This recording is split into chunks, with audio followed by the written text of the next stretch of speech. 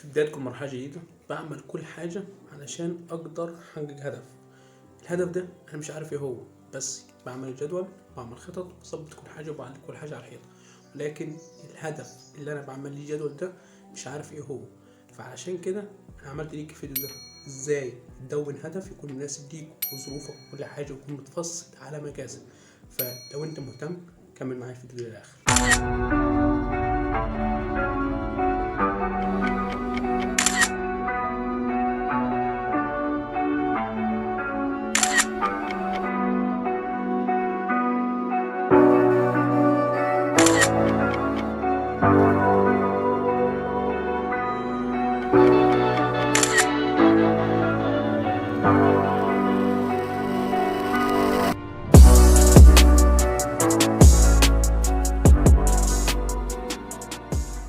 بص يا صديقي، في 3 حاجات دايما بيتحكموا فيك وانت مش حاسس بيهم: وظروفك الاجتماعيه، حالتك الماديه، والمرحله اللي انت فيها سواء انت في كليه او في ثانويه وهكذا.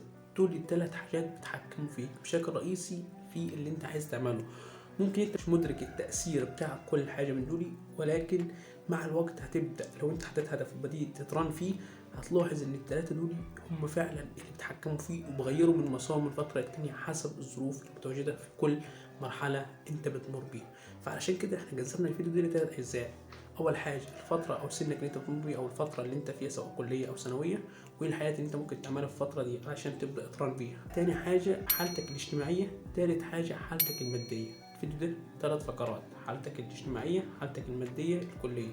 فيلا بينا في اول فقره. بص يا صديقي، اول فقره معانا هي فقره سنك. انت في سنه كام؟ انت في ثانوي ولا في كليه؟ دايما في الثانوي كان في حاجه بتشغل بالي، وان عشان اران في الكليه او اطلع من الثانويه باكتر عائد كان ايه احسن حاجه تكون انت قوي فيها؟ كانت اللغه.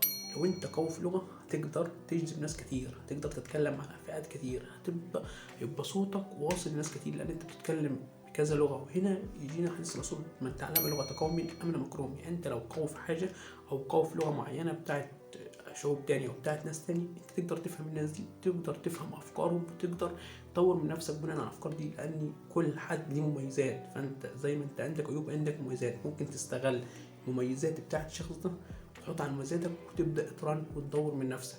فعشان تفهم المميزات دي لازم يكون معاك لغه تقدر تجذب بيها الشخص ده وتتعلم منه. فعلشان كده كان لازم اللغه هي اهم في تفصيله لازم اطلع بيها من الثانويه. مش ادركت كده ان انا في الكليه، انا ضيعت مني فتره الثانويه ان انا ما طلعتش من اللغه. انا مش عايز منك فتره الثانويه تعمل حاجه واحده بس: تتعلم لغه، تكون قوي في لغه، لو لغه او لغتين على الاقل، بجانب ان انت تكون قوي في دراستك وشاطر في دراستك. هم دول الحاجتين المطلوبين منك في فتره الثانويه.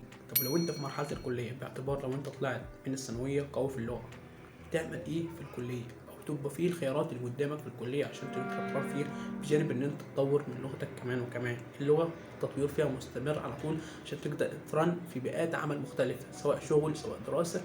كله هيحتاج منك، سواء انت سافرت بره منحه وغيره او دراسه، كله هيتطلب منك اللغه. فانت لازم اهم حاجه تشتغل فيها في الفتره دي بتاع الثانويه هي اللغه. طلعت بيها للكليه معاك لغه كويس. طب مش معاك لغه، لازم اول شيء تتعلمه هي اللغه، هي الحاجات البيزك اللي انت تبني عليها بعد كده، لان هي اللي هتساعدك تاخد منها كورسات عشان تقدر ترن في انت تبدا تشتغل اونلاين. لازم تكون معاك مهاره كويسه. طب المهاره دي لازم تتعلمها بالانجليزي، والمكان او الموقع اللي تشتغل عليه لازم يكون بالانجليزي. سيبك من المستقل والمواقع دي، شغل عليها كويس، ولكن لو انت عشان تشتغل اونلاين في اي مكان مع اي زبون في العالم كله، لازم مواقع زي ابور، فيفر، الناس دي الحاجات دي عليها لازم تتكلم انجليزي. لازم اللغه الانجليزيه هي اهم عنصر يحكم عندك المرحله دي.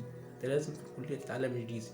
تاني حاجه مع الانجليزي لازم تتعلم مهاره تبدا تعمل بيها دخل. اهم حاجه في الكليه ان انت تطلع من الفتره دي معاك مهاره تعمل بيها دخل سواء اونلاين او اوفلاين. لازم يكون معاك مهاره، لازم يكون معاك مهاره، مش هتكلم فيها تاني.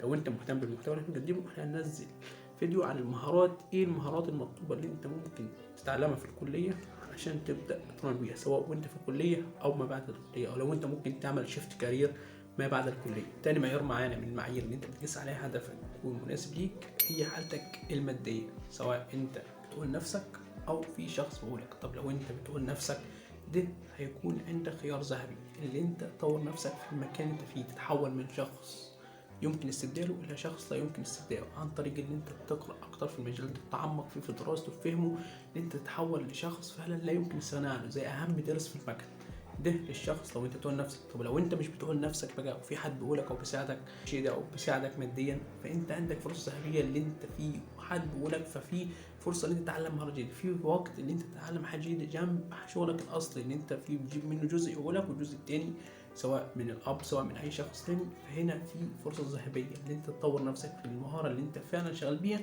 وتتعلم مهاره جديده تاني، بحيث ان في المستقبل تبقى هي مصدر دخل بجانب الشغلانه الاساسيه. فده هيزود العائد انك تتحول من شخص، انت في شخص بيقولك تتحول لشخص مستقل ماديا، ودي اهم شيء انت ممكن تعمله في الفتره دي سواء عشان تحسن من حالتك الماديه. نيجي لثالث معيار معانا هو حالتك الاجتماعيه، سواء انت اعزب ولا متزوج. طبعا عارفين لو انت اعزب يبقى عندك فيه وقت او متسع من الوقت انت تتعلم حاجه جديده بجانب شغلك او دراستك او ايا كان الشيء اللي انت بتعمله، في فرصه او في وقت انت تتعلم حاجات كثيره. فافضل حاجه في الوقت اللي انت تجرب حاجات كثيره، تتعلم مهارات جديده، تعلم اي حاجه. بس عشان تتعلم لازم اللغه، هي اللغه هي الاساس عم تتعلم في اي، عشان تاخد منحه عشان تتعلم حاجه اونلاين، كورس اونلاين على يوديمي كورسيرا لحد كل الكلام ده كله انجلش. فانت لازم تبقى قوي في اللغه، دي اهم حاجه زي ما اكدنا عليها. ففي الفرصه دي تتعلم حاجات كتير. طب لو انت متزوج الوقت محدود، فافضل نصيحه ممكن اقدمها لك، ممكن بكلامي غلط بالنسبه ليك، ممكن تعمل حياه افضل من اللي انا بقوله، ولكن انا نصيحتي ليك ان انت تتحول في شخص من المجال اللي انت شغال فيه اوريدي مقدم المتطلبات اللي انت عايزها سواء الماديه، ممكن مش يكون مكفي قوي، ولكن هو افضل حل انت تطور نفسك في المكان ده، بحيث انت تتحول لشخص لا يمكن الاستغناء عنه في المكان ده، يكون اهم درس جامع عليه المكان او الشغل ده. ده من افضل الحاجات اللي ممكن تستخدمها علشان تبدا تحدد هدف، سواء انت سنك كام، ايه الحاجات المتطلبه في السن اللي ممكن تعملها عشان تطلع بيها وترن بيها، حالتك الماديه، حالتك الاجتماعيه. دول الثلاث حاجات اللي بيخلوه تكمل في الحاجه دي، تكمل في الهدف ده. وممكن توقفه، ممكن مش تقدر ترن فيه علشان ظروف ماديه وهكذا، مش قادر تدفع حق الكورس ده. فالحاجات دي لازم تاخد بالك في اعتبارها وتكتبها كده في ورقه. والله انا في كليه اعزب مثلا، حالتي الماديه صعبه، في حد بيقولني وفي ما فيش حد بيقولني، فده كله هيخليك تعرف انت عايز ايه من الفتره دي، وتبدا يبقى ايه الهدف اللي واضح قدامي اقدر استخدمه واقدر ارن بيه خلال الفتره دي. فدي من ابسط الاشياء اللي ممكن اعملها علشان احدد بيها هدفي. لو عجبك الفيديو مش تنسى تدعمنا بلايك وشير وظبط الدنيا كده وسبسكرايب علشان يوصلك كل جديد باذن الله في فيديوهات جديده. كل حاجه جديده باذن الله هننزلها تكون حاجه ممتعه ومفيده ليكم. والسلام عليكم ورحمه الله وبركاته.